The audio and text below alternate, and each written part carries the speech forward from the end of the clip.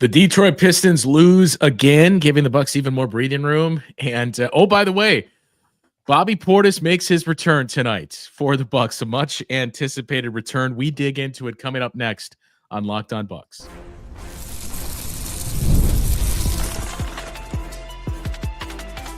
You are Locked On Bucks, your daily Milwaukee Bucks podcast, part of the Locked On Podcast Network, your team every day. Welcome into Locked On Bucks. I'm Justin Garcia, joined as always by Camille Davis, and we thank you for making this your first stop of the day, your first listen, your first view of the day, and your first read of the day, the Locked On Bucks newsletter. You can sign up for free now at lockedondaily.com. Get the ultimate team coverage delivered directly to your inbox each and every day. And did I mention it's free? Go to lockedondaily.com to get started with this all-new Locked On Bucks newsletter. Today's episode of Locked On Bucks is brought to you by Game Time. Download the Game Time app, create an account, and use the code LOCKEDONNBA for $20 off your first purchase. Camille, I guess we're going to get into Bobby Portis, but the Pistons lose again. Do you say Detroit or Detroit? Detroit.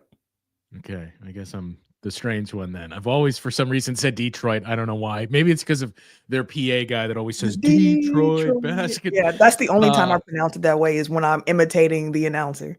They lose to the Sacramento Bulls, and they give the Bucks quite a bit of breathing room. Now, we'll go through the scenarios a little bit later in the show, but you're starting to feel pretty good about what's in front of the Bucks now, and it's not a formality, but it seems like it's just about there that we're getting Bucks versus Pistons round 2 in round 1, ironically enough, this spring. But we have to start with Bobby Portis, who patiently waited for 25 games for that suspension to clear up and saw the Bucks defensive rebounding start to go in the tank in his absence.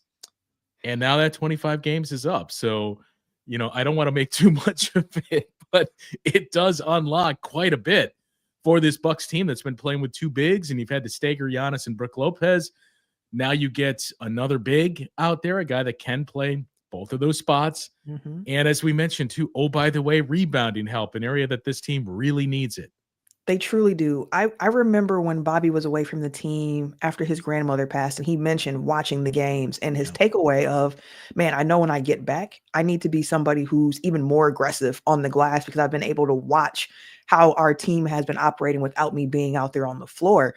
And I thought about that recently, was like, I hope he's watching these games and thinking the exact same thing of like, I can't wait to get back out there and crash the glass. Like, in addition to what he can actually provide on the court as another shot creator, especially off the bench, someone who can play next to Giannis, next to Brook, someone who's going to be able to help take some minute load off of that front court. Brook in particular, it's really needed.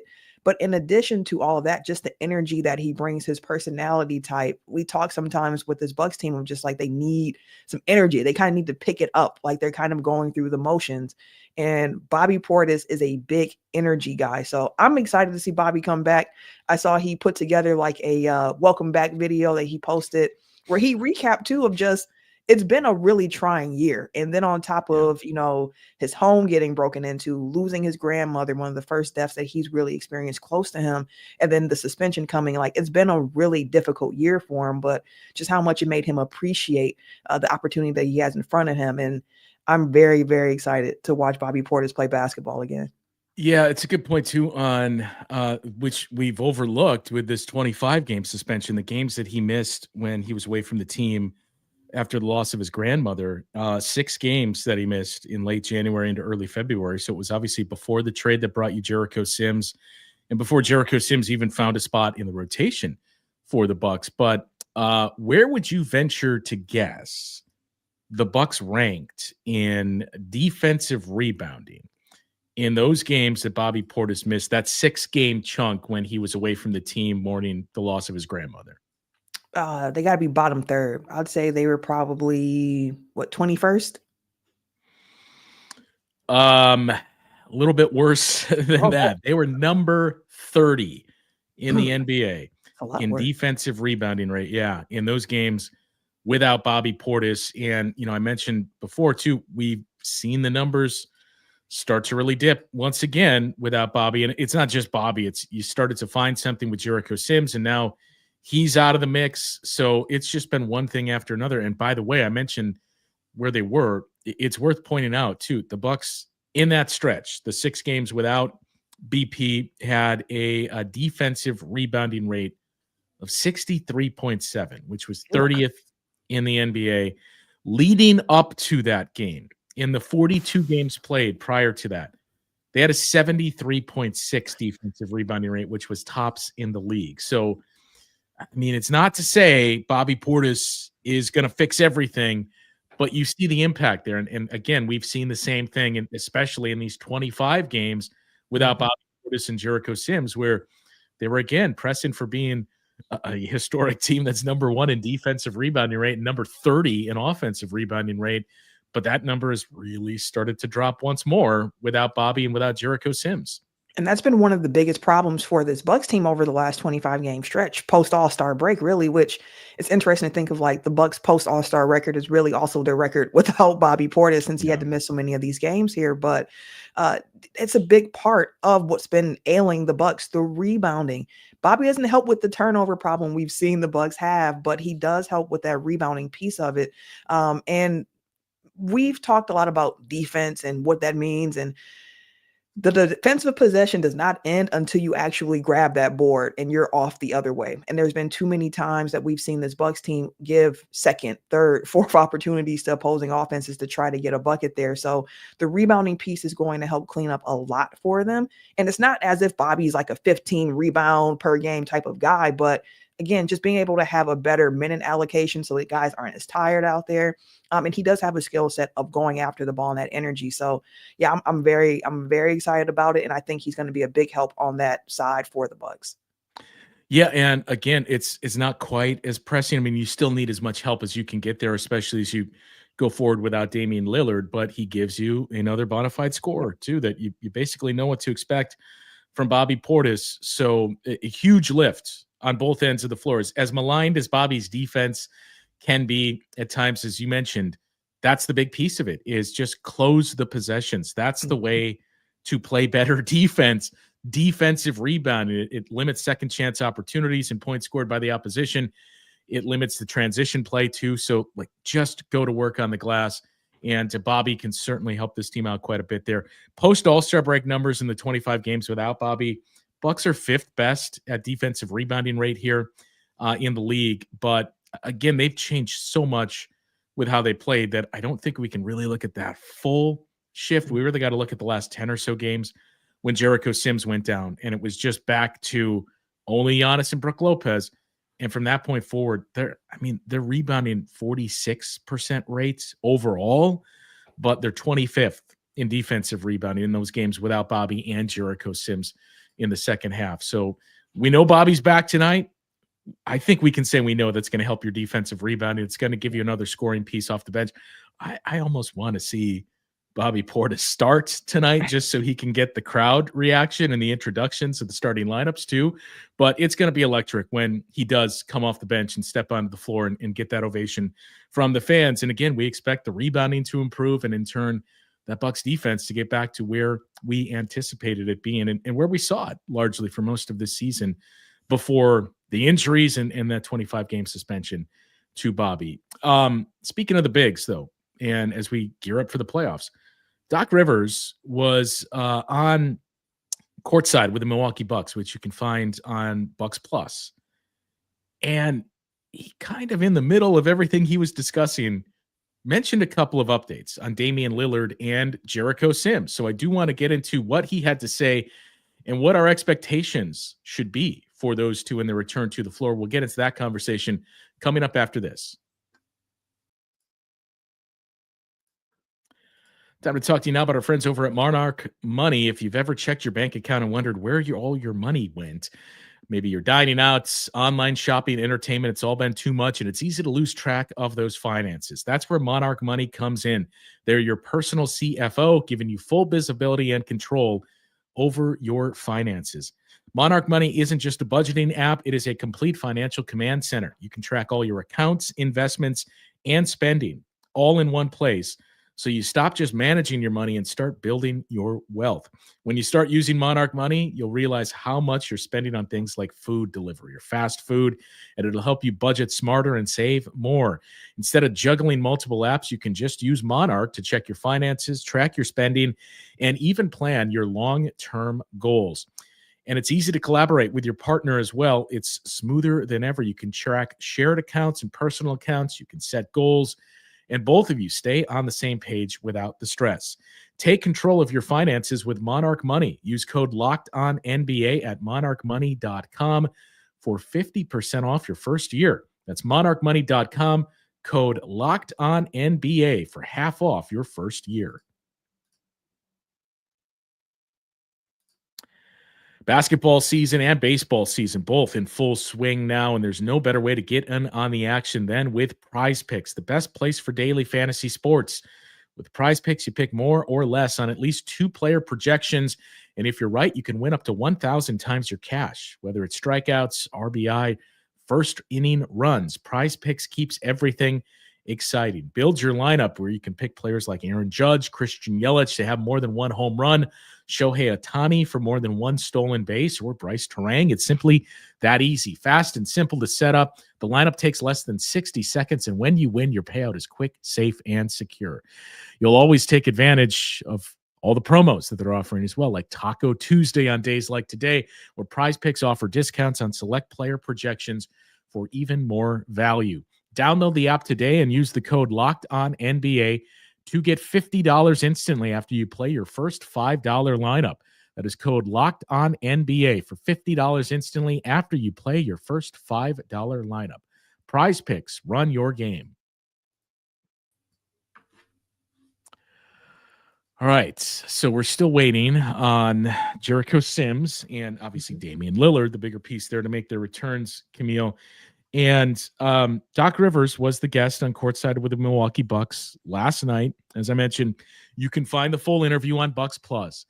He was asked for an update on both Jericho Sims and Dame.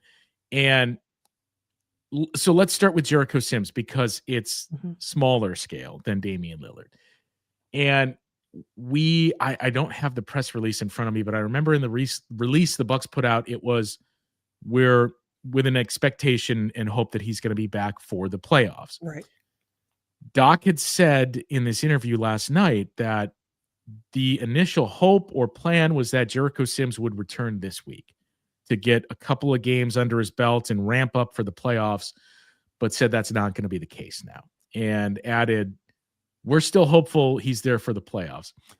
Maybe this is just the scars from all the previous years, but the more, Camille, I hear the words hopeful, optimism, optimistic, I start to kind of backpedal and think, I don't know about this. Like maybe this isn't a first round thing for Jericho Sims, but here in the initial plan or hope was this week. And you took that as like today that Jericho Sims, hey, we'll get him back on the floor. And now knowing that's not going to be the case, but we're hopeful it'll change in the playoffs. You do get that full week off. Maybe that helps. It was on his non-dominant hand as well. I don't know. Are we just too triggered that we've heard hopeful and optimistic with Dame and Giannis, and now we're hearing it with Jericho Sims that you're inclined to think, yeah, maybe it's going to be longer? I don't think so at all, because after last season in particular, too, of getting your hopes up and then everything that's happened with Chris Middleton along the way and just the way that the injuries have been reported out to us, I definitely understand the skepticism or the hesitation of accepting like this optimism means something. Like it could happen. The Sims injury, it was unfortunate, right? And the conversation around it initially was like, well, he's not a scorer. Like, does he even need to have surgery or anything like that? And he played that very next game with the injury still pretty fresh in the locker room, which his post-game comments made me laugh because he is definitely a man who does not like to speak very much. So just hearing him talk a little bit about it and just saying like, nothing's been decided. And then very shortly thereafter, he gets the surgery with the hope that he can come back for the playoffs. And last we heard before Doc Rivers talked on this show was just seeing him shooting around before him and still not using that other hand. So just taking a moment to be like, okay, well, at least he got it done. The surgery went well in itself, but I would probably venture on the side of not expecting him to be available first round of the playoffs. If he is, great. Like, that's how the PTSD for me of Bucks injuries and how it's been reported is affecting me, of being like, I hear you, but I'm going to expect that they're not coming back until I actually see them back on the court. Yeah, and I think I said non-dominant. It was his right thumb, so it's his dominant hand, which is important for things like securing rebounds, and we talked about their importance. Yeah, and look, he obviously unlocks some things that the Bucks did not have before with his versatility. For a big, you'd love to have the full complement so you can continue to play different ways. It's not insignificant, but it's muted a little bit with Bobby Portis's return. So you at least have, okay, there's another big out there that we're not just leaning on Brook Lopez and Giannis. And I mean, the great part is if you can get to a point, and we'll get to this in our next segment, but if you can get to a point where those two games don't even matter, which is a total possibility against the Pistons, I would love to see the Bucks just basically punt those games for Brook Lopez, especially, to just say, here's 2 games off, here's a week off, here's 10 plus days off for Brook Lopez to go into the playoffs. We've ridden you pretty hard, so enjoy the time off. Any thoughts on that? I was going to say, do you subscribe to the Russ versus Russ conversation of like, hey, if they're off for a week and a half, is going to not be as positive for them when they actually get to the start of the playoffs? Because for me, in this situation, with the opponent also having the week off ahead of time, like, for me, punting the last 2 games wouldn't be that big of a deal for me. But I know Russ versus Russ tends to be a topic of conversation. Yeah, and I mean, it's going to be interesting to see how the Pacers treat those games, how the Cavs too, because those are 2 of the Pacers' final 3 games. And I would imagine by the time we get to Thursday, everything's going to be locked up for 1, 2, and 3, 1, 2, 3, and 4, I should say. That it's just going to come down to, are these final 2 games important for the Bucks against the Pistons? And that's the thing to be decided there. The bigger one that Doc Rivers talked about was Damian Lillard. And I go back to over the weekend, I think it was Saturday night in Miami, when Doc was asked by, I believe, Tim Reynolds about Dame. And the question was essentially, trying to pull up my notes from the presser, but the question was basically, with these types of issues, we've traditionally seen them be like a 6-month deal. So you guys have put forth this message, optimism, that Dame's going to be able to return this season. What's changed? Where's that coming from, that we've gone from, you get blood clots, man, you're out at least 6 months and maybe your career's over, to, hey, we think we could get him back this season. And Doc said, look, a lot has changed. Obviously, modern medicine and the treatment that Dame is able to get now. Like, I've had a lot of people reach out to me too and say, I dealt with blood clots and I was on blood thinners for 3 to 6 months, that I just don't see him coming back. That's the camp that I've always been in. And you mentioned it with Jericho Sims too. Just anticipate, no, if he comes back, great. But I would also say, look, the difference is, you or I, if we get blood clots, we're going to get somewhat regular checkups, right? But it's not daily and multiple however much times our a insurance day. allows us to. Right, where we're not getting the scans. So Damian Lillard is getting done on that as well, and the treatment that he's getting. So that's a part of it. That's what Doc talked about too.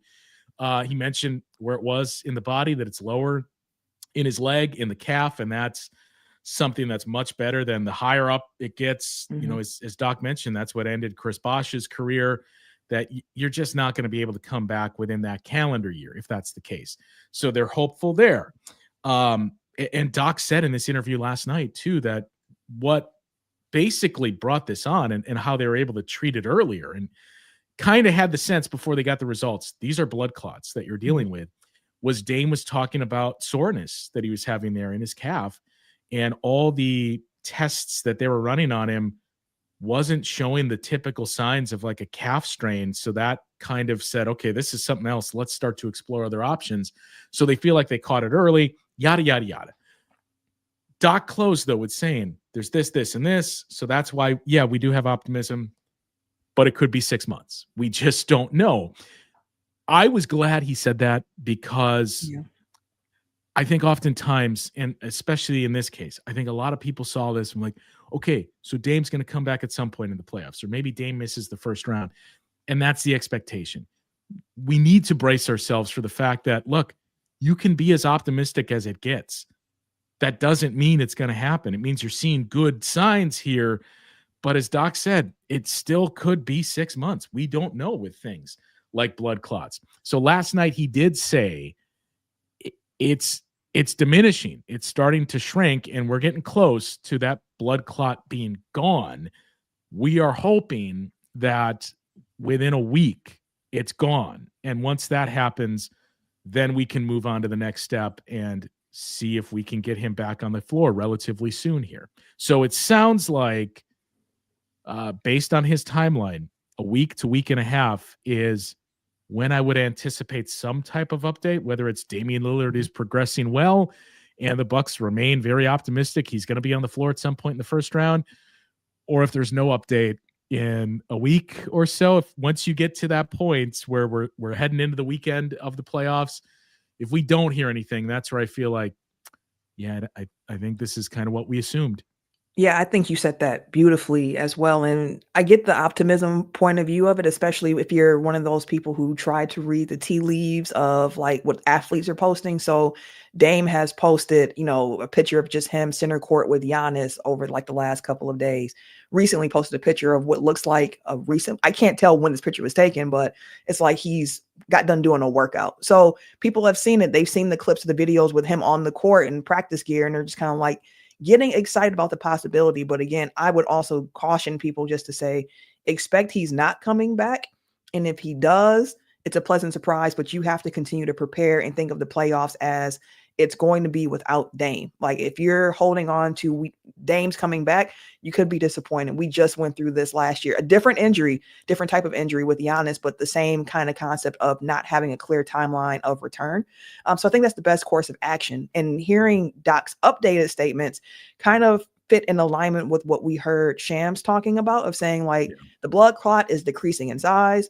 The Bucks are optimistic in another week and a half or so that he can start to resume certain activities. Not saying like he's going to be back on the court, cleared, ready to go, but just resuming certain activities and continuing to ramp back up to it. And that's the last thing I wanted to say. We're late for a break here. Was I mentioned I had tweeted out what Doc said, transcribed his question and answer session there with Tim Reynolds.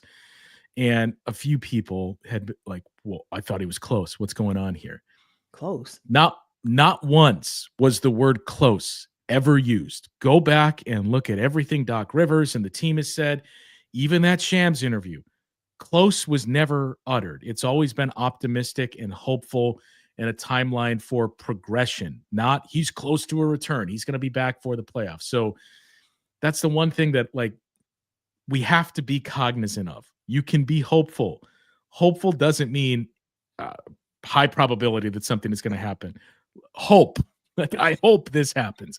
That's where the Bucks are at here. So yeah, I think the midpoint of next week should be pretty telling for us based on the timeline that Doc Rivers just gave there. And really once you get into what Friday or so, as the Bucks are prepping for either a Saturday or Sunday playoff start, in all likelihood in Indiana next weekend. So we'll take a look at those scenarios. As we mentioned, the Pistons lose last night and it moves closer, the Bucks closer to clinching that 5 seed. We'll dig through what's up next for the Pistons and what the Bucks would need to do in these next couple of games to secure that 5 seed after this.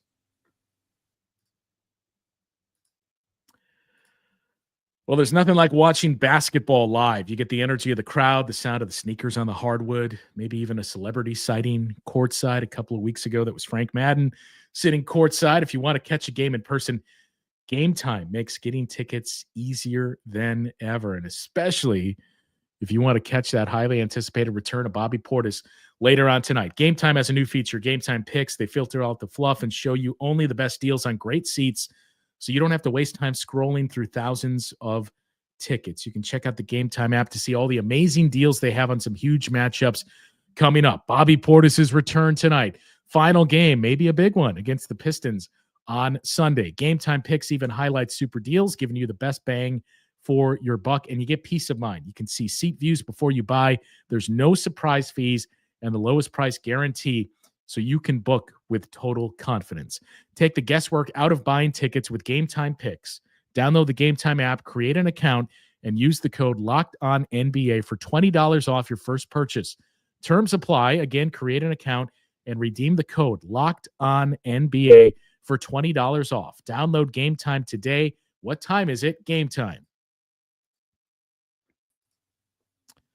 So the Pistons lose last night, and that now moves the Bucks in a pretty favorable spot. They are 2 games up in the loss column as we speak. Obviously, a big one with the Timberwolves tonight, who have been playing pretty good basketball of late here, Camille, and they're moving up to the spot where they're neck and neck. I mean, you look at the West. Yeah. 3 through 8? 3 through 8 is separated by 2 games right now. So Timberwolves could fall anywhere from 3rd to 8th in the standing. So this is a big one for them. They're currently tied in a 4-way tie. I beg your pardon. Clippers, Warriors, Timberwolves, and Grizzlies. 2 of those teams are trying to avoid the play-in tournament. That's the game you got tonight. Pistons don't play again until Thursday when they have the New York Knicks. So let's just start here.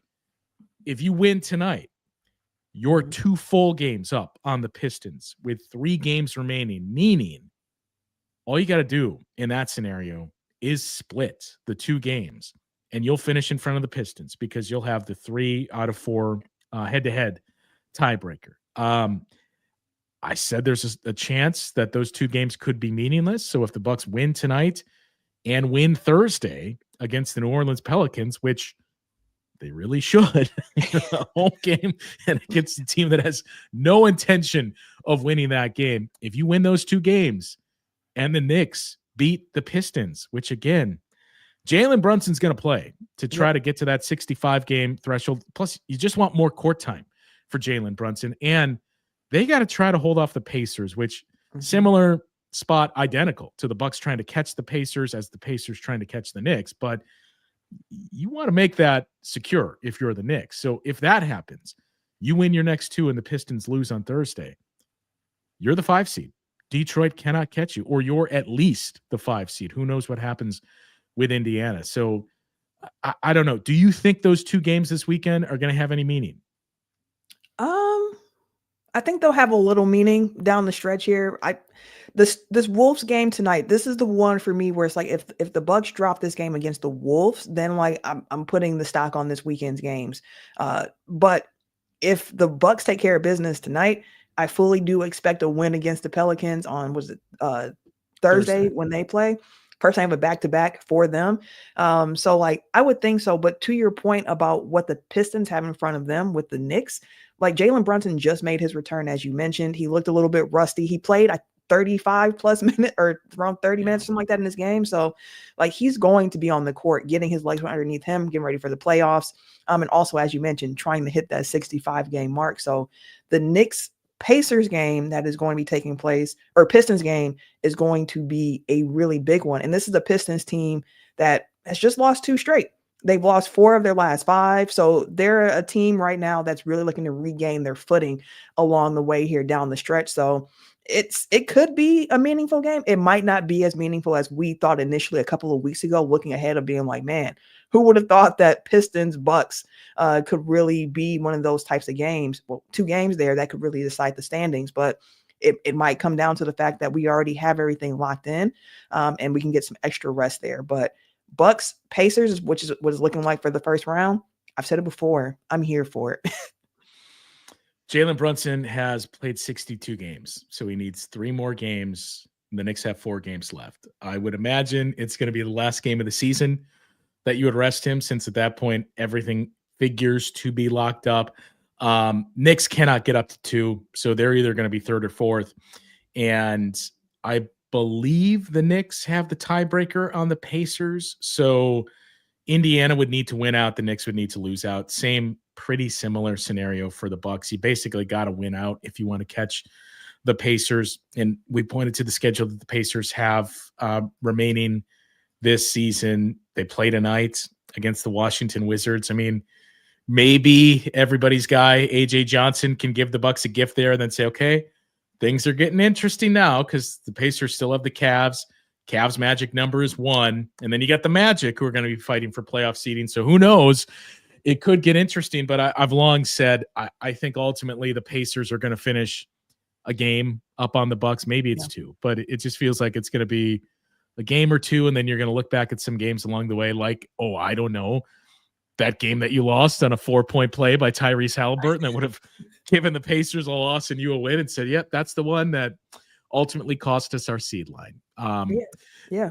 Or point to the start they got off to and just be like, man, starting 2-8, you dug yourself into quite a hole there that you had to try to overcome throughout the season. So, yeah, I think there'll be some games that the Bucks definitely look back at and just like, wish we would have had that one.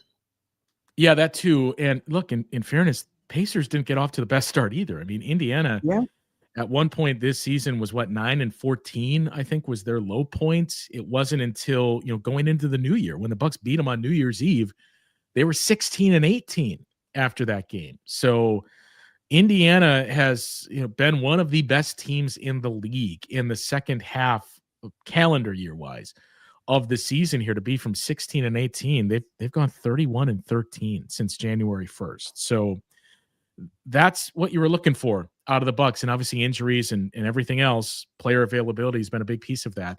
But look, it's going to be a nice challenge tonight for the Bucks because this is a good team in the Minnesota Timberwolves. Giannis is well rested now, and you get some reinforcements back with Bobby Portis. So I would imagine it is going to be an electric crowd tonight for BP's return. Get your tickets through Game Time. Make sure you're in the building for Bobby Portis and his return from the 25-game suspension.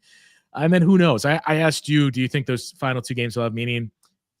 I do. I think either the Bucks are going to, I think either the Bucks are going to drop one of these 2 games, or the Pistons will surprise us and beat the New York Knicks. That it just feels like, it's going to come to the point where you're still in a good spot, but you got to take one of these 2 games to secure the 5 seed in the Eastern Conference. So Bucks and the Minnesota Timberwolves tonight, and who knows what updates we hear vis-a-vis Jericho Sims and possibly Dame. I'm sure Doc will be asked about that before the game tonight as well. But that'll do it for today's show.